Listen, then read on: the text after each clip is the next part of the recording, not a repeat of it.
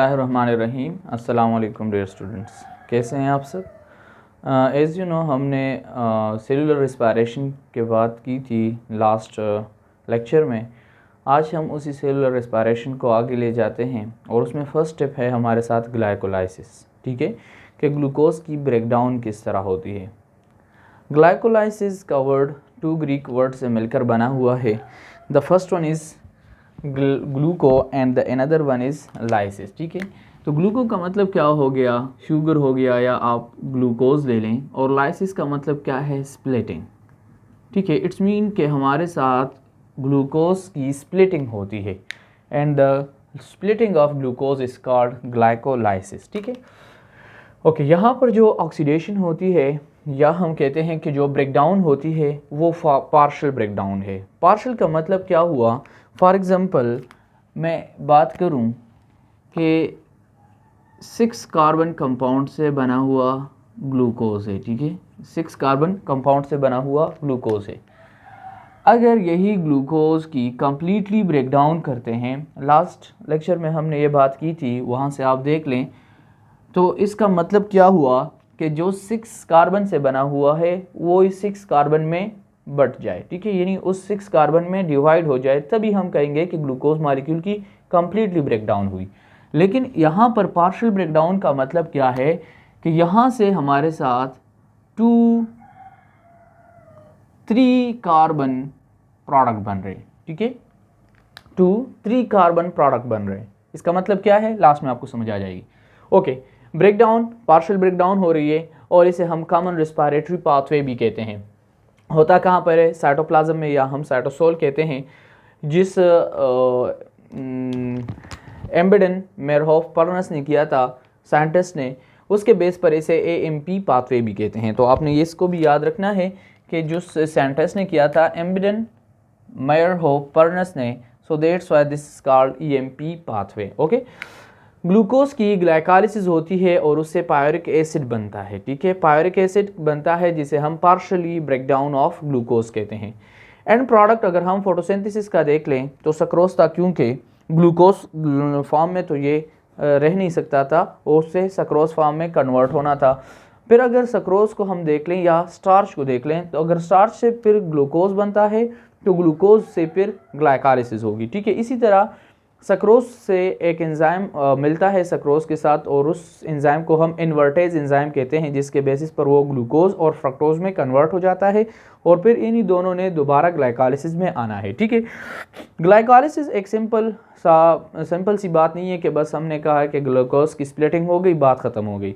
इसमें 10 रिएक्शंस आते हैं। ठीक है, 10 रिएक्शंस है और 2 फेजेस हैं। The first phase is called energy consuming phase, या प्रिपरेटिंग फेज भी कहते हैं, या इसे एक्टिवेशन फेज भी कहते हैं। ठीक है, second one is energy producing phase या पे ऑफ फेज।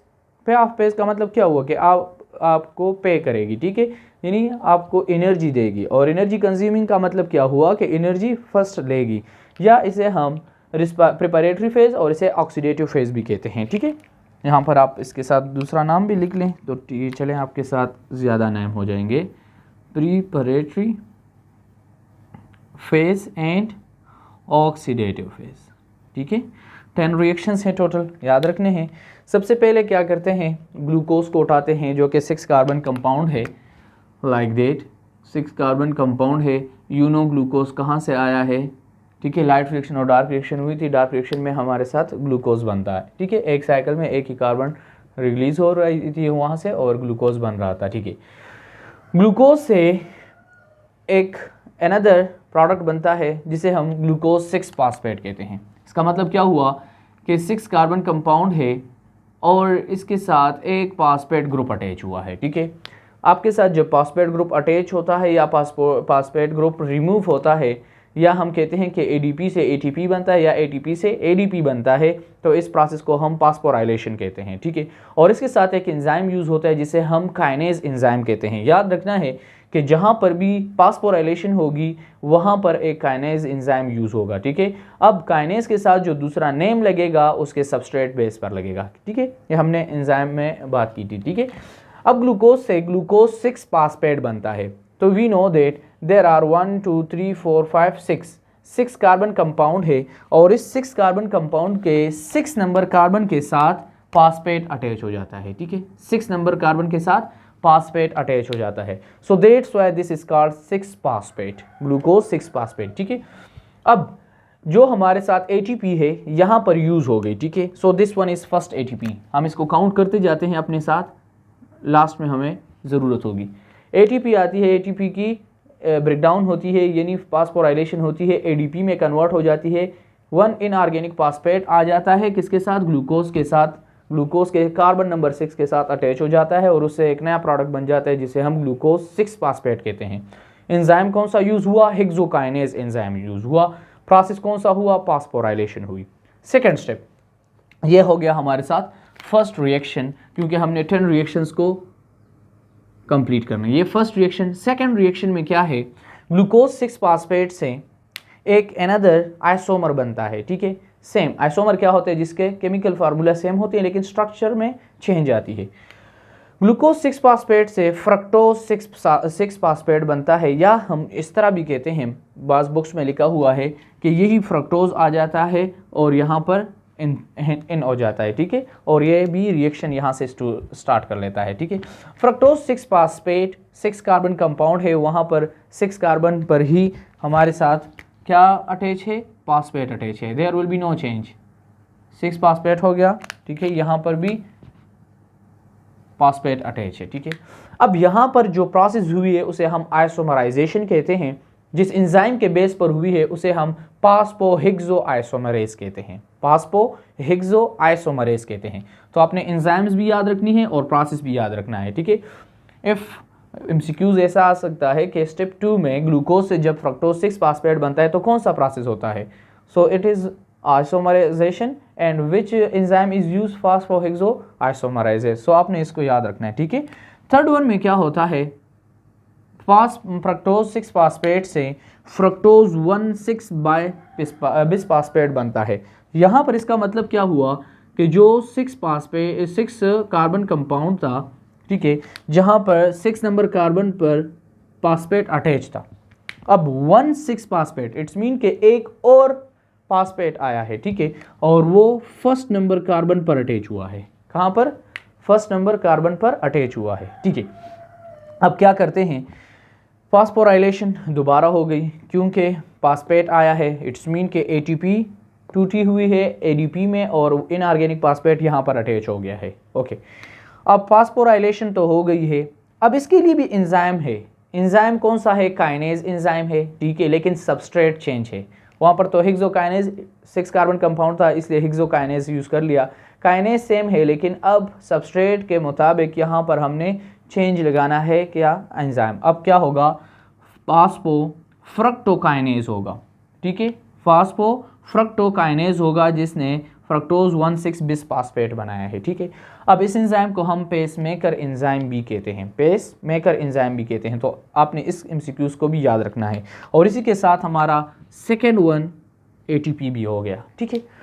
अब यहाँ से यहाँ तक जब एनर्जी कंज्यूम कर रहा है, so this phase is called preparatory phase, या हम कहते हैं कि activation phase. This phase is called activation और प्रिपरेटरी फेज, ठीक है। अब यहाँ से आपके साथ फ्रक्टोज 1,6 बिस फास्फेट आए हैं, ठीक है। इसी के साथ यहाँ से स्प्लिटिंग होती है, ओरिजिनल स्प्लिटिंग आपका जो ग्लूकोज से है यहाँ से स्टार्ट होती है, ठीक है, स्प्लिटिंग यहाँ से होती है, ये 2 प्रोडक्ट में कन्वर्ट हो जाता है 3 कार्बन प्रोडक्ट में, ठीक है, 2-3 कार्बन प्रोडक्ट में। एक आता है DHAP and the second one is 3PGA। अब इस 3 का यह मतलब नहीं हुआ कि यहाँ से जो फास्फोग्लाइसरिक एसिड हैं वो ग्लाइसर अल्डिहाइड हैं वो क्या है, 3 है, नहीं, इसका मतलब क्या है, यही 3 फास्फेट है, ठीक है, कि 3 नंबर कार्बन पर फास्फेट अटैच है, ठीक है। यहाँ पर भी ये भी 3 कार्बन कंपाउंड है, लाइक दैट, ठीक है, 3 कार्बन कंपाउंड यहाँ पर आ गए, 3 कार्बन कंपाउंड यहाँ पर आ गए, इसके 3 नंबर कार्बन पर क्या है, फास्फेट अटैच है, ठीक है, फास्फोग्लाइसर अल्डिहाइड है। यहाँ पर ये DHAP क्या है, डाइहाइड्रोक्सी एसीटोन फास्फेट है, ठीक है, यहाँ पर भी एक फास्फेट अटैच है क्योंकि यहाँ पर आए हैं, ठीक है। सो एक पासपेट यहाँ पर आ गया, एक पासपेट यहाँ पर आ गया, दोनों के साथ एक एक पासपेट हो गया, ठीक है, यहाँ से स्प्लिटिंग हो गई। अब ये वाला जो पोर्शन है इसको हम छोड़ देते हैं, आगे जाते हैं, इसी पोर्शन को ले जाते हैं, ठीक है। अब यहाँ से आपके साथ 3PGA यानी पासपोग्लाइसर अल्डिहाइड हैं, यहाँ से दूसरे प्रोसेस में जाते हैं 1,3-बिस पासपोग्लाइसरिक एसिड में जाते हैं। अब ये एसिड में कैसे कन्वर्ट हुआ और 1 का मतलब क्या हुआ? इट्स मीन कि यहाँ एक आया है तो यहाँ पर दोबारा क्या हुआ है, बिस पासपेट, ठीक है, बिस पासपो, इट्स मीन कि हमारे साथ दूसरा पासपेट भी अटैच हुआ है। अब दूसरा पासपेट आया कहाँ से है, तो यहाँ से हमारे साथ एक H3PO4 एक अनदर मालिक्यूल आता है और यहाँ से इसकी ऑक्सीडेशन होती है। ऑक्सीडेशन के बेस पर ये क्या करता है, अपना एक पासपेट दे देता है, ठीक है। और ये नेचर क्या है इसका, नेचर इसका एसिडिक है तो इससे भी एसिडिक नेचर दे देता है, ठीक है। पासपेट यहाँ से आ जाता है, अटैच हो जाता है, 1,3-बिस पासपोग्लाइसरिक एसिड बन जाता है। अब जहाँ पर ऑक्सीडेशन होती है, हमने लास्ट लेक्चर में बात की थी कि जहाँ जहाँ ऑक्सीडेशन होगी रिडक्शन भी होगी। अब उस रिडक्शन के लिए हाइड्रोजन जो आयंस थे वो रिमूव हो रहे हैं, उसको भी कैच करना है किसी ने, तो उसको कैच करने के लिए NAD मौजूद हैं, ठीक है, निकोटिनामाइड डाइन्यूक्लियोटाइड मौजूद हैं। वो क्या करते हैं, उसी H आयंस को पकड़ लेते हैं, कैच लेते हैं, ठीक है, और जैसे ही पकड़ लेते हैं रिडक्शन हो जाती है, ऑक्सीडेशन हो गई, रिडक्शन भी हो गई। सो हेयर NAD के लिए भी आप स्टार लगा रहे हैं, ठीक है, एक NAD आपके साथ यहाँ पर भी बन गई है, NADH + H आयन, ओके। यहाँ पर आपके साथ जो ऑक्सीडेटिव फास्फोराइलेशन है, ठीक है, ऑक्सीडेटिव फास्फोराइलेशन का मतलब क्या है, जहाँ पर इनडायरेक्टली आपके साथ ATP बनेगी। अब यहाँ से तो हमें पता नहीं चल रहा कि NADH + H से किस तरह ATP बन रही है, लेकिन हमने इंशाल्लाह इसको ETS में यानी इलेक्ट्रॉन ट्रांसपोर्ट चेन में डिटेल से बात करनी है कि इससे कैसे ATP बनती है। और जब एक सबस्ट्रेट से इनडायरेक्टली ATP बनती है, that is called oxidative phosphorylation. उसे फिर हम क्या कहते हैं, ऑक्सीडेटिव फास्फोराइलेशन कहते हैं, ठीक है। आफ्टर दैट 1,3-बिस पासपोग्लाइसरिक एसिड क्या करता है, कन्वर्ट होता है 3PGA में। अब दोबारा 3PGA में, इट्स मीन कि इससे पासपेट रिमूव हुआ है, पासपेट रिमूव हुआ है, क्या बना है, शाबाश, ATP बनेगी, ATP बनेगी, पासपोराइलेशन होगी, पासपोराइलेशन के लिए एंजाइम को यूज़ होगा, काइनेज एंजाइम होगा। अब यहाँ पर पासपोग्लाइसरिक एसिड है तो ग्लाइसरिक यानी उसी हिसाब से हम एंजाइम के लिए नेम लिखेंगे। सो पासपोग्लाइसरेट इन काइनेज एंजाइम यूज़ हुआ है और उसके लिए क्या हुआ है, ATP निकली है, क्या निकली है, ATP। So here third one ATP is there, third ATP यहाँ पर आ गई है, ठीक है। अब क्या होता है, यहाँ पर जो आपके साथ ATP बनती है ये सबस्ट्रेट लेवल पासपोराइलेशन है। अगर आपको याद हो लास्ट लेक्चर में हमने बात की थी 3 टाइप ऑफ पासपोराइलेशन की, light phosphorylation, substrate level phosphorylation and oxidative phosphorylation. तो लाइट कहाँ पर, क्लोरोप्लास्ट में हमने बात की थी, सबस्ट्रेट लेवल यहाँ पर होगी, ऑक्सीडेटिव पासपोराइलेशन रहती है ये इंशाल्लाह इलेक्ट्रॉन ट्रांसपोर्ट चेन में। अब यहाँ से सबस्ट्रेट लेवल पासपोराइलेशन में क्या होता है, ATP यहाँ से एक पासपेट रिमूव होता है, ADP आती है, उस एक इनऑर्गेनिक पासपेट को खींच लेता है और ATP बन जाती है, ठीक है। इसके बाद 3PGA यानी 3 कार्बन कंपाउंड है, इससे हमारे साथ 2PGA बनती है, ठीक है। इट डजंट मीन कि यहाँ पर आपके साथ क्या हुआ है, ठीक है, ये भी 3 कार्बन कंपाउंड है, ये भी 3 कार्बन कंपाउंड है। एक अनदर क्या बनता है, म्यूटेशन आ जाती है, इसमें कुछ चेंजेस आ जाती हैं जिसे हम म्यूटेशन कहते हैं और म्यूटेज एंजाइम के बेस पर आती है और इससे 2PGA बन जाती है, ठीक है। 2PGA से वापस फिर यहाँ पर एक और पासपेट रिमूव होता है, ठीक है, और उस पासपोग्लाइसरिक एसिड जो रिमूव होता है या ग्लेसर अल्डिहाइड रिमूव होता है उससे एक पासपेट ग्रुप, तो उस पासपेट ग्रुप रिमूव नहीं होता अब तक, इससे एक अनदर प्रोडक्ट बन जाती है जिसे हम पासपोइनोल पायरुवेट कहते हैं, ठीक है। पासपोइनोल पायरुवेट यहाँ पर क्या होता है, एनोलेशन होती है, ठीक है, या एनालेज एंजाइम के मौजूदगी में एनोलेशन होती है और वाटर की रिमूवल हो जाती है। जैसे ही वाटर की रिमूवल होती है तो वाटर की रिमूवल को हम क्या कहते हैं, डिहाइड्रोजिनेशन कहते हैं, क्या कहते हैं, डिहाइड्रेशन कहते हैं, सॉरी। अब यहाँ से डिहाइड्रेशन हो गई है, एनोलेज एंजाइम के ज़रिए से पासपोइनोल पायरुवेट बन गया है। इसके बाद यही 3 कार्बन कंपाउंड चल रही है, ठीक है। अभी तक 3 कार्बन कंपाउंड पायरिक एसिड में कन्वर्ट होगा 2 कार्बन कंपाउंड में। जैसे ही 2 कार्बन कंपाउंड में कन्वर्ट होता है तो यहाँ से क्या होगा, हमारे साथ एक कार्बन भी कम होगा और फास्फोइनोल पायरुवेट से एक फास्फेट ग्रुप भी रिमूव होगा। एक फास्फेट ग्रुप जैसे ही रिमूव होता है तो एडीपी खड़ी होती है और एडीपी क्या करता है, वन इनऑर्गेनिक फास्फेट को खींच लेता है और एटीपी बना लेती है। ठीक है, तो यहाँ से क्या हुआ, फोर्थ एटीपी भी बन गई है। ठीक है, अब होता क्या है, पायोरिक एसिड बन जाता है, 2 कार्बन कंपाउंड बन जाती है। ठीक है, अब यहाँ से हमारे साथ इसका असल मसला शुरू होता है। ठीक है, अब पायोरिक एसिड का क्या काम है, पायोरिक एसिड आगे देखता है कि अगर इसे ऑक्सीजन मिलती है तो ये एरोबिक रिस्पायरेशन करेगी, अगर इसको ऑक्सीजन नहीं मिलती तो फिर ये एनारोबिक रिस्पायरेशन करेगी। इंशाल्लाह इसके बाद हम फिर क्रिब्स साइकिल में जाएंगे और इसी पायोरिक एसिड को लिंक रिएक्शन के बेस पर उसमें अंदर डाल देंगे। ठीक है, सो यहाँ तक हमारा क्या था, ग्लूकोज की स्प्लिटिंग हो गई है। और ग्लूकोज की स्प्लिटिंग किस में हो गई है, 3 कार्बन कंपाउंड में हो गई है, 2 कार्बन कंपाउंड में, सॉरी ये 3 कार्बन है, सॉरी 3 कार्बन कंपाउंड में हो गई है, लेकिन हमारे साथ 2 पायोरिक एसिड आ गए हैं। ठीक है, अब यही 3 कार्बन कंपाउंड बन गई हैं। ठीक है, पायोरिक एसिड की।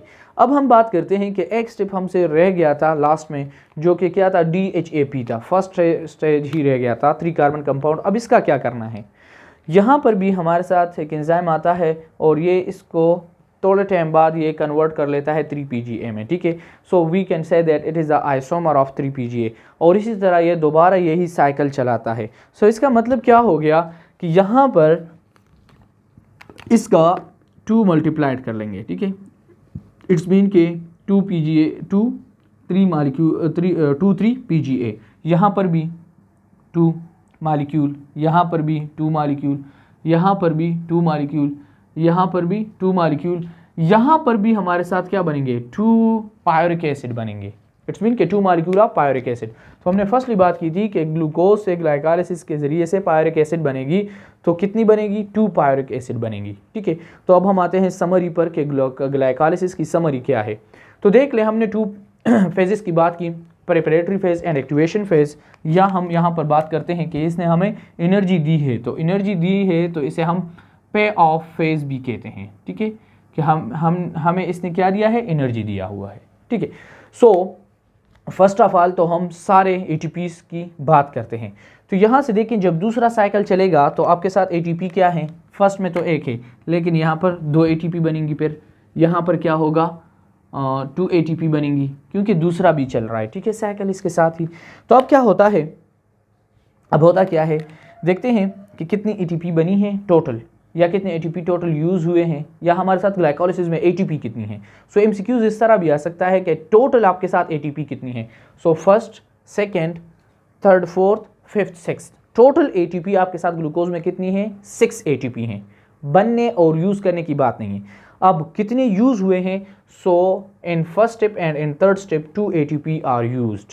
टोटल कितने हैं, 6 हैं, उसमें 2 यूज़ हुए हैं और 4 हमें दी हैं।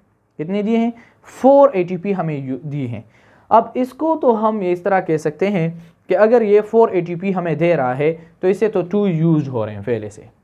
ठीक है, दे तो हमें ये 2 दे रहा है ना, लेकिन ये 2 ATP आई भी कहाँ से थी, इससे पहले हमने बात की थी। ठीक है, वो कीमोऑस्मोटिक थ्योरी से, वहाँ से भी आई थी। ठीक है, अब यहाँ से क्या होता है, ये 2 ATPs जो बनी हैं तो हम इसी से निकालेंगे, क्योंकि ये हमें जो पे ऑफ कर रहा है वो 4 रुपीज़ हैं। ठीक है, फॉर एग्जांपल मैं कह रहा हूँ कि आप सुबह किसी काम के लिए जाते हैं और उससे पहले आप अपना सामान उठा लेते हैं, अपना नहीं होता, किसी से किराए पर उठा लेते हैं, तो वो आपको दे देता है फॉर एग्जांपल 2 रुपये का। ठीक है, और आप पूरा दिन काम करते हैं, आप 6 रुपये कमा लेते हैं।